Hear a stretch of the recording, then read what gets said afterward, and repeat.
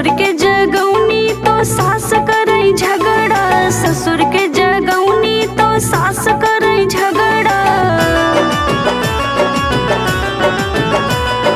ससुर के जगौनी तो सास करई झगड़ा, ससुर के जगौनी तो सास करई झगड़ा।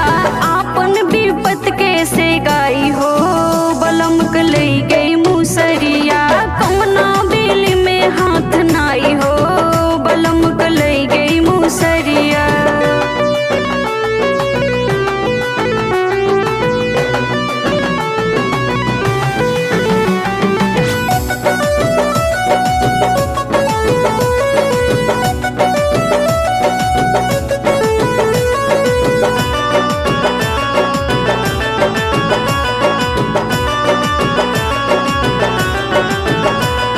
जेठ के जगैनी जेठान करई झगड़ा, जेठ के जगैनी जेठान करई झगड़ा।